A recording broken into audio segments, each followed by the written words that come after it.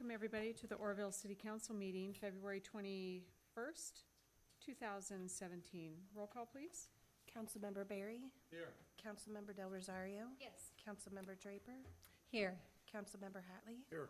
Councilmember Thompson. Here. Vice Mayor Goodson. Here. Mayor Dahlmeyer. We will convene to closed session, and we'll be back on time. Thank you, everybody. We're almost back from closed session, but, all right. Everybody, please stand. Actually, direction given, no action taken. Please stand and do the Pledge of Allegiance.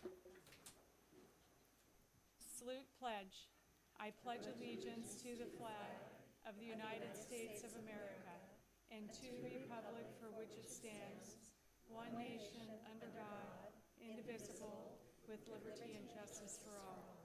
Sorry, we're actually going to rush right into item number 11. We're going to move it up because we have a privilege to have Sheriff Honey here with us, so he's going to come up and make a presentation right now. Item number 11 on the agenda, let me read it really quickly, is the declaration of local emergency and ratification of proclamation of existence of local emergency by the Acting Director of Emergency Services. Thank you, Sheriff Honey. Thank you, Mayor, for having me. Vice Mayor, members of the council, thank you all so much for No, I'm standing up. No, that's okay. Very good, very good. Thank you, Mayor, Vice Mayor, members of the council. Thank you all so much for having me this evening. And I received a very warm welcome from the crowd, so I want to thank all of you for that. That meant a great deal. Chief, how are you? Good.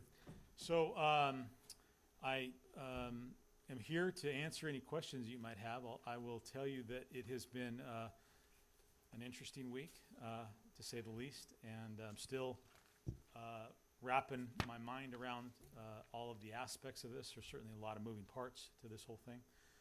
I will tell you that I feel quite a bit better today than I did last Sunday. I feel as though we are moving forward and some important milestones are being made with regard to progress and fixing a dam system. And I want to make it clear, we're not talking about the dam itself. The dam is in good shape. It's the overall system. But there's good progress being made on the part of the Department of Water Resources and all the contractors and consultants and federal authorities that have come in to help with that whole process. That I believe is moving us to a point where the risk in terms of public safety is decreasing every single day. And that makes me feel good. As you know, on Sunday, things were at a critical point, resulting in the issuance of a emergency evacuation order, a mandatory evacuation order. From there, I waited until the DWR, Army Corps of Engineers, and FERC had an opportunity to inspect the area in front of the emergency spillway, and some effort was made to continue to lower the lake level so that we wouldn't have the need to utilize that emergency spillway again, at least for the time being, and then was able to lift that mandatory evacuation order and replace it with a warning. Did that as soon as I possibly could and felt safe to do that. And now we're looking at the milestones that we want to see achieved before lifting the warning. There's a couple of things. One, CAL FIRE Incident Team number 4, who, by the way, has been working on this incident along with CAL FIRE Incident Team number 3. Incredibly professional people, top-notch people, have done an incredible job of helping manage this crisis in conjunction with the Department of Water Resources and all of the local public safety and local agency partners. They have told me by a text message tonight that they've finished up some updated mapping that gives us a much better idea of what a potential spillway failure looks like versus a complete dam failure, which was the information we were trying to operate off of last time. That's a good thing because it will allow us to tailor are, if there is a need, and I'm growing more and more confident every day that there won't be, but if there is a need, tailor our evacuations more narrowly to those areas that would be affected, but also give us a better idea of what areas that might currently be under the evacuation warning that we could lift and move out, and so that we would keep just those areas. The next milestones that I think are important to look towards as milestones that could provide us with some sense of comfort or safety or reduced risk would be one, and there are three of them, and we are very close to achieving all three, actually. The first one was lowering the lake level down to the 850 level. That's the traditional flood pool level. There's some discussion about lowering it even more so that there's some even additional capacity. That's a positive thing. Number two, the work being done to fortify the area located in front of the emergency spillway with those massive rocks and concrete is moving along. As I understand, DWR identified three primary spots that they wanted to work on. One of them being the canyon, as I kind of like to call it now. Right. Yeah, that started this whole mess. Right. And two of those sites are 100% complete, and one is less than 100. I don't know what the exact percentage is as we sit here today, but they're moving along on that. Again, that will only come into play if we ever get to the point where the emergency spillway comes into play. And again, I think we're working. DWR is working hard to keep that from happening. And the third, and probably I think one of the more important pieces, is getting through this current weather system. Last night we did well. We weathered that storm well. Being able to lower the flow of water coming out of the primary spillway. It was at about 100,000 CFS, which, by the way, last week I didn't know what a CFS was. So. Right. It sound like I know what I'm talking about. Right, Huh? right. Exactly. Yeah, exactly. You learn real fast. Yeah, you learn fast. You learn fast in crisis. Anyway, lowering that was about 100,000 CFS. They've lowered it to 60, and then 55. They bumped it back up to 60. They need to lower that in order to get those big barges in with the big excavators so that they can begin to remove the debris created by the original spillway damage from in front of there. The problem is that debris is causing water to back up towards the powerhouse. That's causing some flooding there, although they're waging a valiant effort to keep it from flooding to the point that causes permanent damage, and I commend DWR for that. Once they get in there and lower that and get that out, then they can start the powerhouse up. And to me, that's significant because then that gives us two ways to get water out of the lake and prevent the emergency spillway from coming into place. I've got to tell you that unless you really pay a lot of attention to this, you don't necessarily understand how complex the balancing act is. You have to worry about the amount of water coming in, the amount of water going out, the impact on the powerhouse, the impact on the spillways, the impact on the system downstream, and what that could affect people if you release too much water. And then it's also quite important to note that the Oroville Dam is a critical piece of infrastructure, both for this region and for the state and beyond. And so there's a lot of moving parts to that. I have to say that the incident command team that I've been co-incident or working with, there's two other individuals. Acting Director Bill Croyle, who, by the way, 2 months on the job. Right. Yeah, 2 months on the job for that guy. And he has been very receptive, and immediately when we had an opportunity to talk and come to an understanding about what my concerns were, and I have a better understanding what his concerns were, he has been spot on in terms of communicating with me and before making any decisions, ratifying them with me when there is a public safety implication. And I think that is a positive thing. He's also done a lot of work internally to clear road blocks so that critical decisions could be made to deal with some of these important balancing issues that are going on. And then the other incident commander, co-incident commander, is Deputy Chief Kevin Lawson from CAL FIRE, and has been instrumental in helping that go forward. So I think we're at a better position today than we were before. We're moving forward, keeping a close eye on how we obviously navigate through this.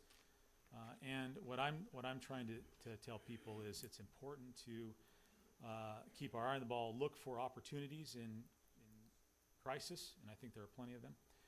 And the last piece that I just want to highlight, because I think it's the most important piece in many respects, is situations like this often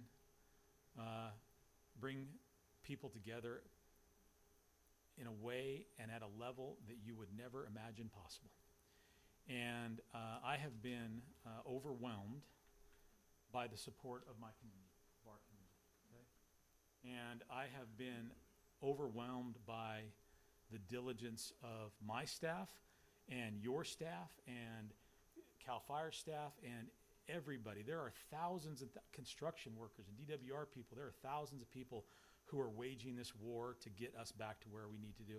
And as I move around, I am hearing about hundreds and hundreds of acts of courage and bravery and compassion and kindness and executive decision-making far beyond the pay grade of the people who made the decision, but were completely and 100% appropriate under the circumstances.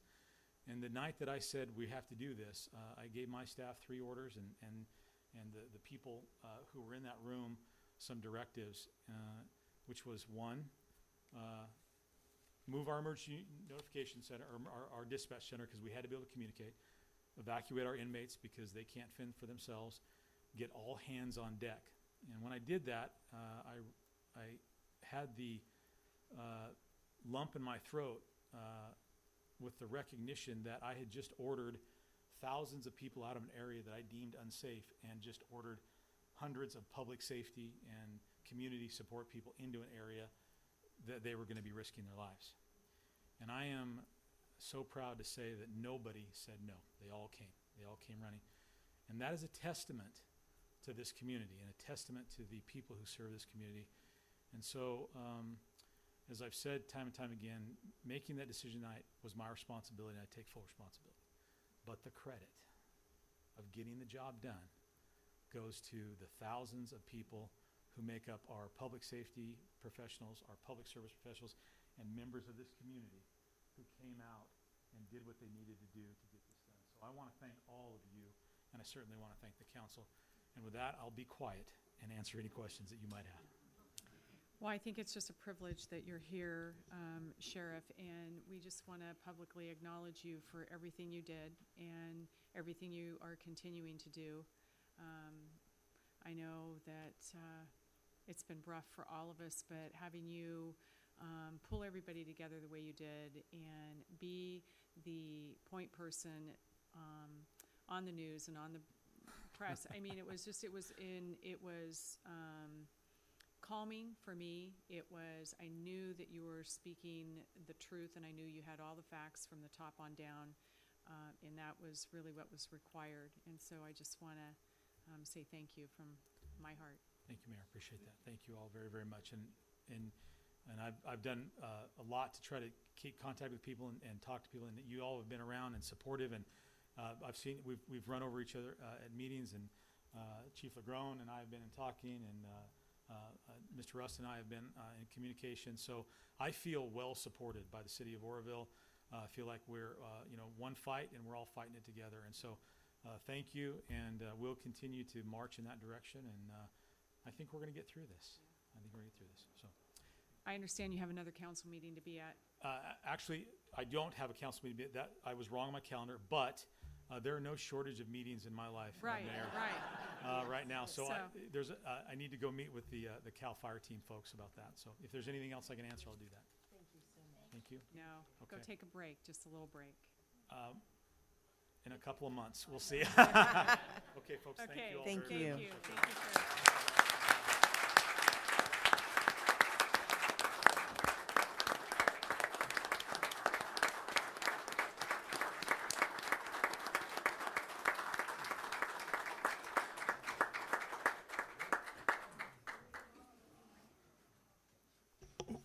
Okay, Thank you so much. Now, Madam Mayor, if I might, in that vein and on that agenda item, Yes, since this is still a continuation of item number 11, yes. and I just say that so we can get the sheriff's comments under the umbrella of item number 11, as occurs in an emergency situation, the council is obviously not in session, not seated at the dais, not able to make appropriate declarations. The government code provides that the Director of Emergency Services for the city may issue a proclamation of a local emergency. Pursuant to the City of Oroville's Emergency Action Plan, am I getting that right? Emergency Action Plan? Because I've seen a couple of different names for it. Pursuant to the city's Emergency Action Plan, the incident commander is the city administrator or the acting city administrator, in this instance, Don Rust. As you can see from the agenda item, Don Rust signed, as attachment C, a proclamation of local emergency on February 15, 2017, declaring a local emergency. And while the appropriate code section is cited there, the one thing I do want to tell you is that the government code limits this proclamation of local emergency to a 7-day time limit, which means it expires tomorrow. So as such, the city is required, if you want to continue the declaration and the proclamation of local emergency, you are required to pass one of your own, and that is what we have put on the agenda as item number 11. I will tell you, I did not, I think we're going to need to broaden the language slightly, but let's pass this as is right now, and we can look at broadening the language, because we may have other issues to deal with down the road. But as you can see, the declaration, there are actually two things that you're going to do. One is that you ratify the declaration of local emergency that Don Rust issued, or the proclamation of local emergency. And then number two, you issue your own resolution as attachment B, that you proclaim the existence of a local emergency until you declare it doesn't exist anymore. And I would suggest that you will well know when it doesn't exist anymore, but today is not that day. It still exists as long as we are under, as the sheriff mentioned, under an emergency warning, meaning be ready. So as long as that warning is in place, certainly this resolution is in order. Now I've got some other things I can mention if you have questions, but I'm happy to leave it at that. And if you have any questions, certainly I'm happy to answer them. Those that I can't answer, I'm happy to pass off to the chief or to your Director of Emergency Operations, Don Rust. Right. So just to clarify, the council's not in charge of an emergency. It goes up the chain. You actually have a piece of paper that maybe you could explain that. Well, I have lots of papers that explain that, but let me just hit a few of them. And again, I apologize, I forgot my glasses and my arms are not nearly long enough, but. Maybe Bill could read it. Yeah, Bill, why not?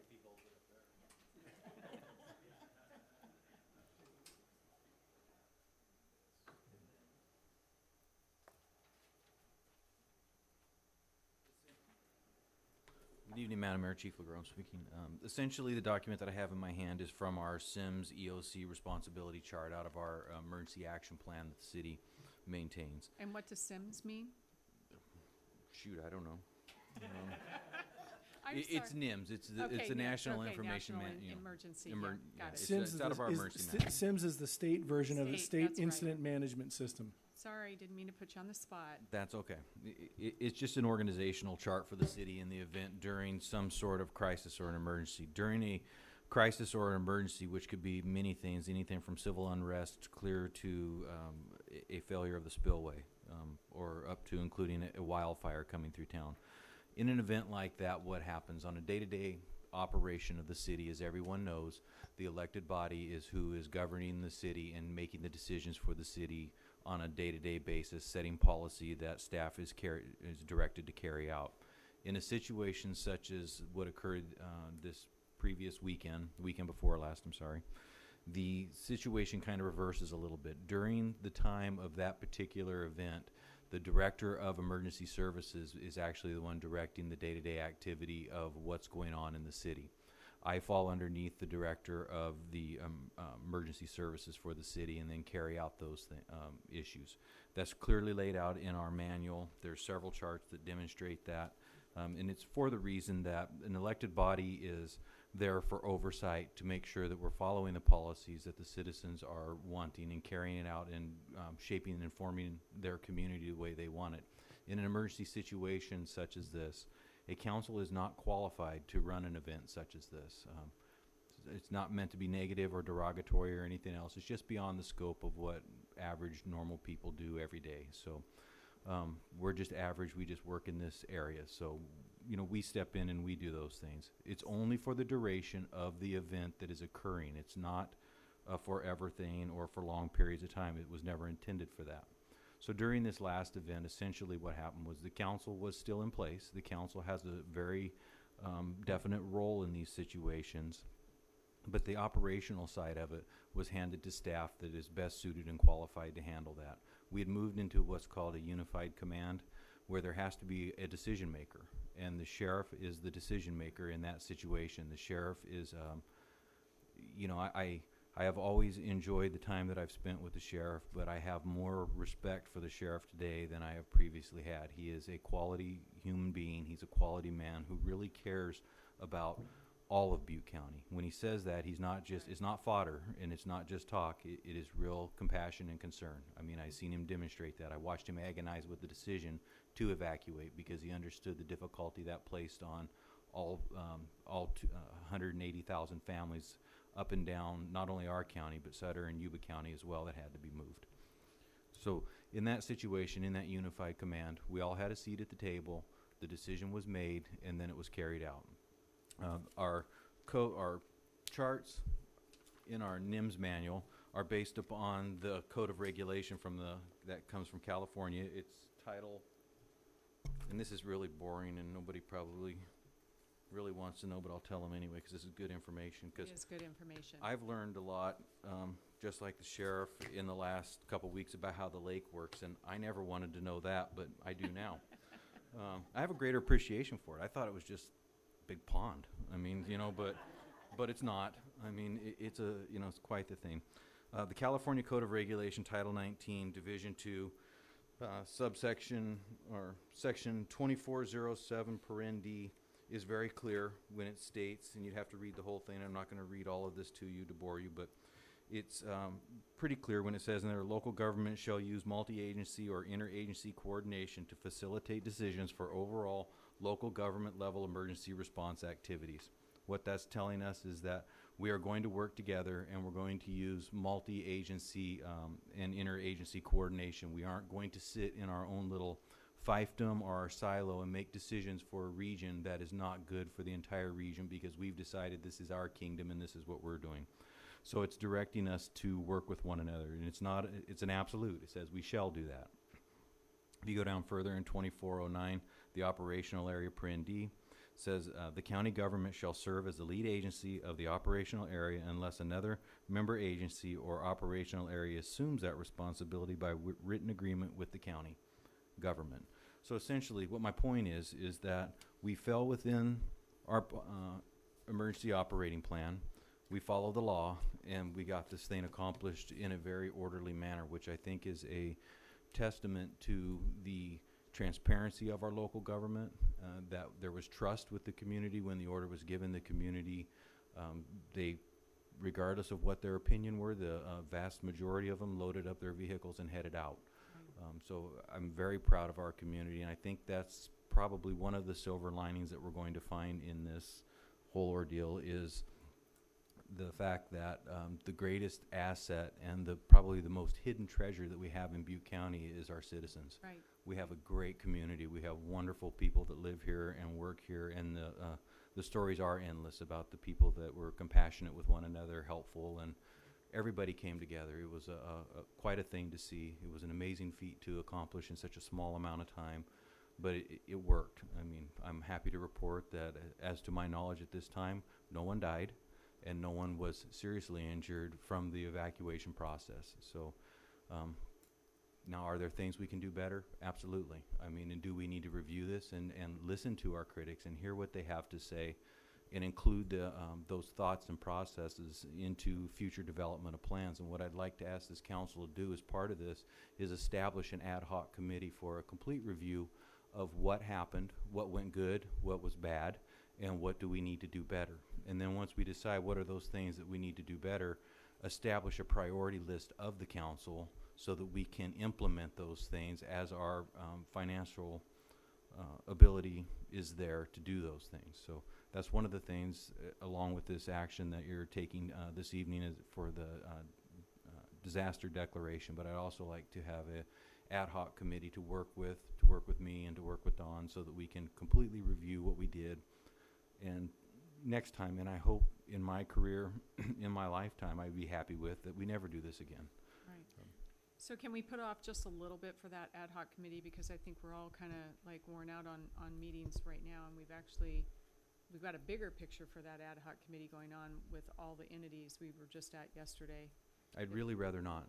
I mean, and the reason being is I would really rather strike while the iron is hot, because as these things, we move further away from them, we become a little more melancholy about it, and I'd really rather, we don't have to meet on a daily basis or anything like that. We just have to establish that we're going to meet.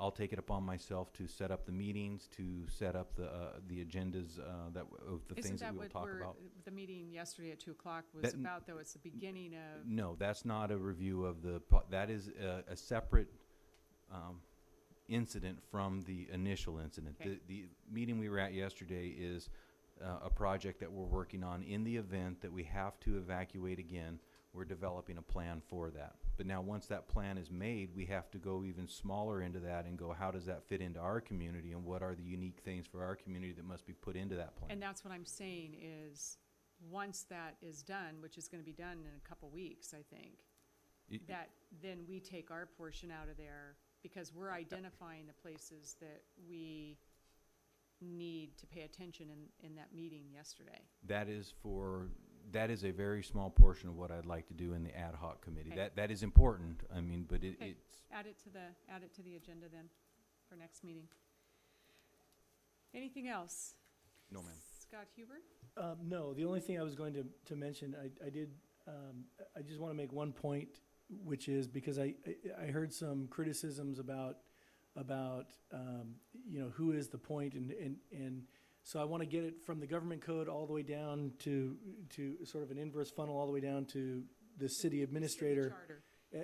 To the city administrator. I'll go through the city charter here in just a minute. So government code section 8630 and several others following that give the authority to this city to declare a public emergency or a public calamity is the term that it uses. Now, so this council has the authority to declare that. Section 8.08.060 of the Oroville Municipal Code says that the city administrator, in times of an emergency, has the ability to authorize and to declare a local emergency when the city is affected, when the city council is not in session. And the government code gives that authority. It says it can last for up to 7 days. You have delegated that to the city administrator. There are several other provisions in the code and in the charter that also make reference to that, but that is the most direct ordinance that literally draws a straight line from the government code to the city council to the city administrator as to how that works.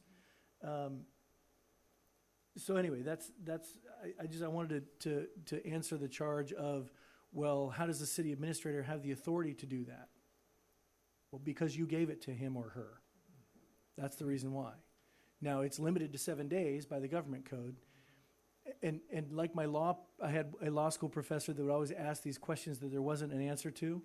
But I thought, if there is a real problem with the emergency spillway and it does go, what happens at the end of 7 days if you can't meet within the city? Because the Brown Act requires you to meet within the geographical limits of the city. What if you can't do that? Fortunately, we don't need to find an answer to that question because we're here. But anyway, but these are the things that lawyers think about when we have this stuff to think about. So,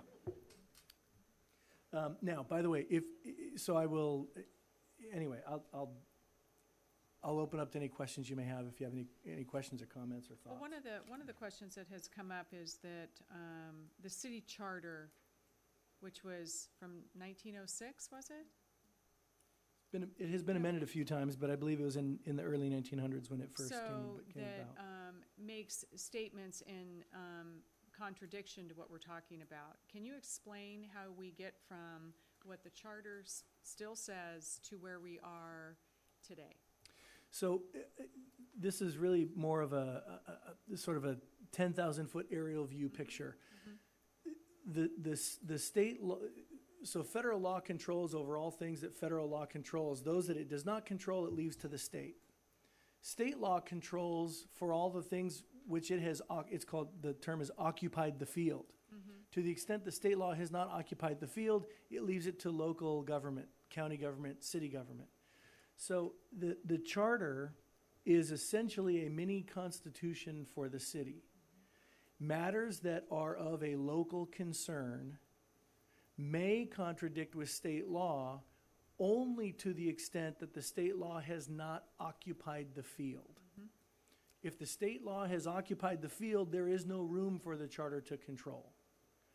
And I can tell you that the statutes in the government code are fairly clear when they lay down these rules for local emergencies. State emergencies are dealt with under a totally separate section. So it's kind of an interesting, but I think flawed argument to say, well, the state laws that apply to all of these local communities have not occupied the field. I think they have occupied the field, and I think state law intended to occupy the field so that the state and the legislature could lay down one method of procedure that would be followed in any locale, any location, whether it was just a city that had an issue or multiple agencies, a city, a couple of cities, a county, a region, that they would all follow the same game plan. They would all follow the same procedures. You can imagine the chaos that would ensue if someone were to come in, and I'll use Chief Legrand as an example. If he were to go into the emergency command center up in Butte County and say, I'm in charge here because this is right next to the city of Oroville, and hey, I'm in charge. Sheriff Honey, you're not really in charge, I am. And you'd have another city that would step up and say, no, because that water flows through our community down the stream, so we're in charge. You can imagine the chaos that would happen. So that's why there is a very specific procedure laid out in the government code that deals with this. And so and quite candidly, I have looked at the charter, and I don't think there's a whole lot that conflicts with what's here, by the way. It's just there's been some statements made that to the contrary, so thank you for clarifying that. Okay, so they're done with their comments. We're looking for a motion on item 1 and then a motion on item 2. I'm sorry, Janet, were you still? No. Okay. I motion that we accept the recommendations to adopt resolution number 8582, ratifying the acting director, Don Rust of Emergency Services, proclamation of existence of a local emergency, and accept the recommendation to adopt resolution number 8583, proclaiming the existence of a local emergency. I'll second those. First and second voting's open.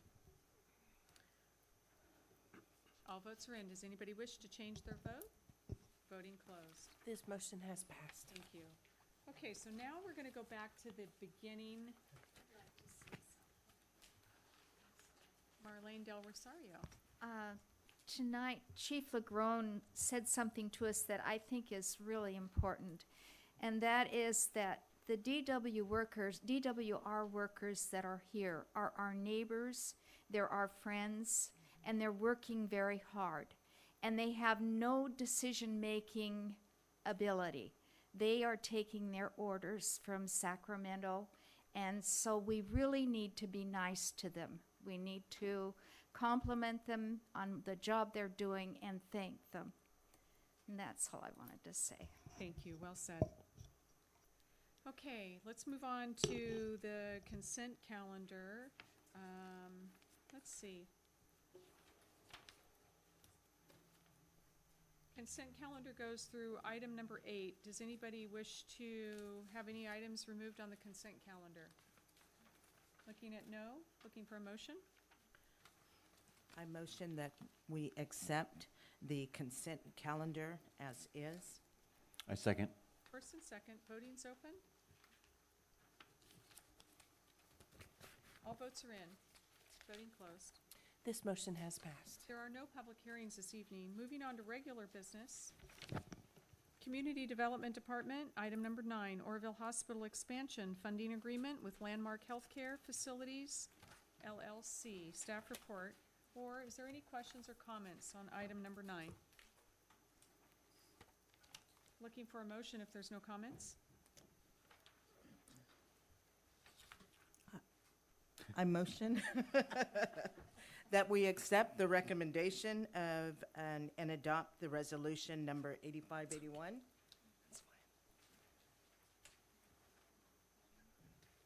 Is there a second, but also I will Council? second that. Thank you. And with the first and second, Councilmember Draper has a comment or a question?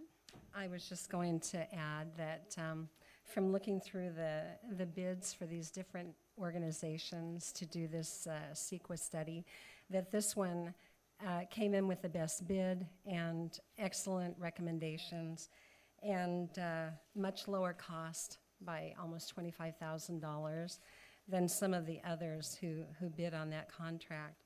So I felt like that was really excellent. Thank you, Councilmember Draper. The light is actually shining on this. I'm having a hard time seeing if somebody's name, that's better. Down? Who turned that down? Oh, yes. Thank you. Thank you. There's a first and second. Voting's open. All votes are in. Does anybody wish to change their vote? Voting closed. This motion has passed. Moving on to item number 10, Oroville Hospital Expansion Professional Services Agreement with ICF Jones and Stokes Incorporated. Is there any questions or comments on item number 10?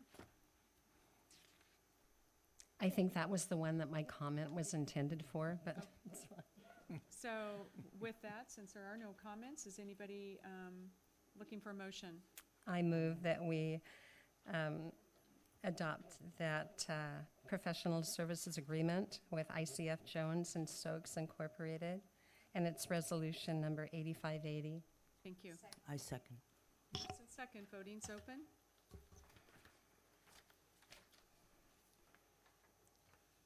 All votes are in. Voting closed. The motion has passed. Okay, guess what? This is a pretty, council or committee announcements. Man, you can give a verbal report regarding any committee meetings that you've attended. I don't think any of us have attended any committee meetings, but if you have something to say about anything else, let's go. Councilmember Draper. Okay, I was contacted by Don Noble, one of the directors for Feather River Recreation and Parks Department, and he too has been very impressed with the outpouring of compassion and kindness and courage by people in our community. And so he wants to put together a publication that will be representative of our town during the spillway crisis. And so this should be paid for by private parties. The work will be donated as far as the editing and so on. The only thing that would be an expense would be the printing. And as I said, Mr. Noble plans to get that donated. But I would like to request that the council shows support for the project, possibly by having staff research what may be available if there's any funding for that type of PR publication. And also, if Mr. Marciniak is available and has the time, if he could give his input and opinion on things when he's available.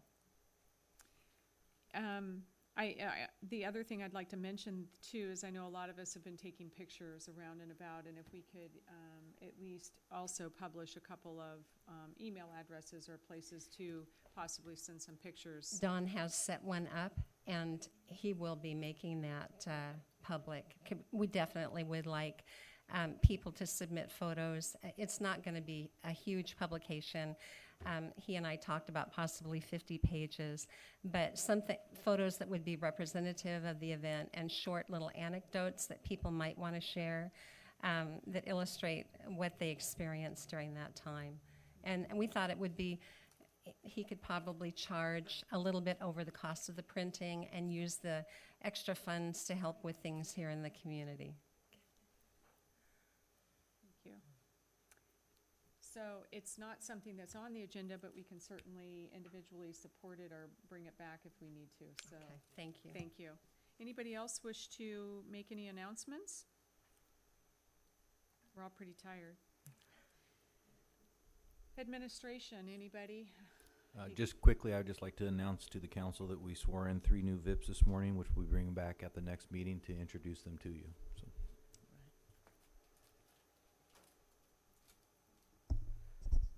Madam Mayor, Ruth Wright, Finance Department, council members.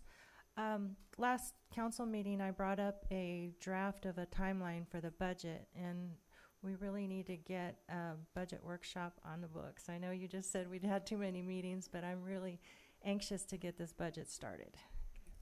All right. So if we could come up with a meeting, I'm suggesting maybe alternate Tuesdays other than council meetings, so that would be the second or third week in March, is it?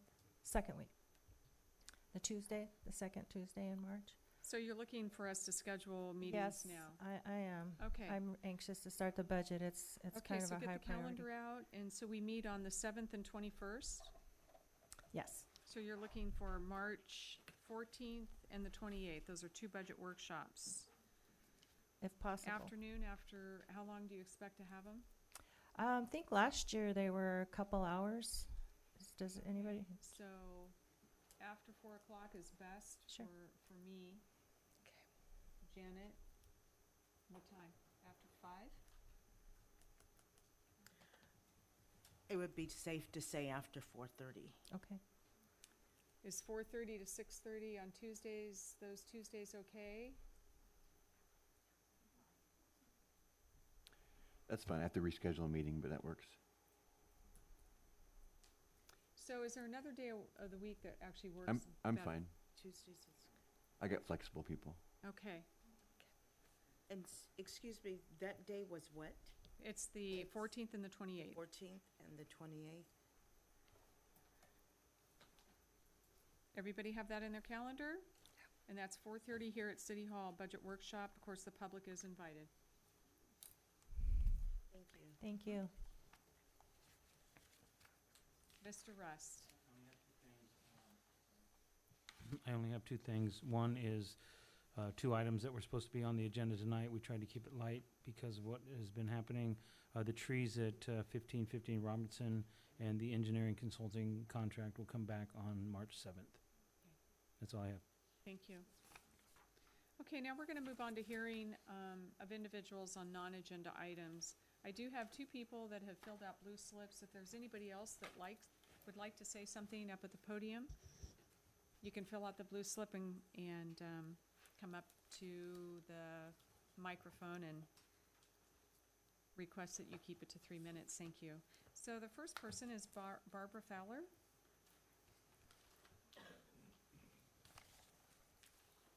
Thank you, council members, for allowing me to speak. I understand that in 1997 there was an evacuation plan that was in place when we had flooding issues. And I'm wondering if that is something that we could have, and it could be something that people could know about, particularly elderly people, of which I am one, that aren't necessarily tuned into social media and being able to be informed about what's going on, because I think that created some fear Right, with those right. people, and just wondering if there isn't a way that, even as neighborhoods, Right. somebody could, be appointed, or I don't know how it could work, but just to allow these people to be notified, and help to keep things, moving along. And I think everyone is willing to do their part, and we want to evacuate as orderly as we can, and I think everybody's very willing to be a part of that. But I am concerned about a lot of the elderly people. I'm fortunate that I have friends in that who could, who are letting me know about things. So, but that is my concern, and hopefully. Well, and I certainly can empathize with you and understand that it was chaotic. I think under the circumstances, we did the best that we could, but you're right. And this is something that we're working on. We're addressing it at the higher level, which we were just talking about, and Chief Lagrone is wanting to put a committee together. I do know that they are working on zone maps right now of an A, B, and C zone for that very, very reason. So we're working on it. Because So I think this is something we're going to be living with for many, many years, and it's just better to be prepared and alert right, to right. what's going on. So, Okay. thank you. Thank you, Barbara. Appreciate your time. Uh-huh. August Lincoln.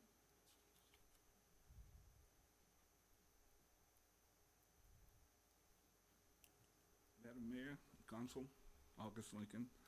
I came to talk about the roundabout again. But this evening, I got in my automobile, drove through the roundabout. You can go north and south now on the roundabout. So it's open now, just one way. You can't turn on left onto Nelson Avenue or right onto Nelson Avenue.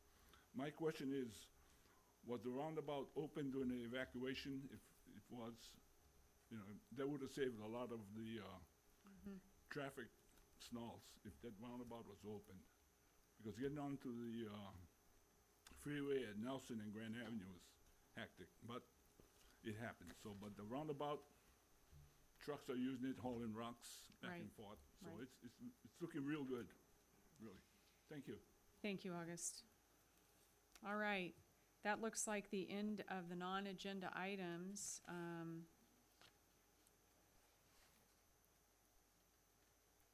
Anybody else have any comments?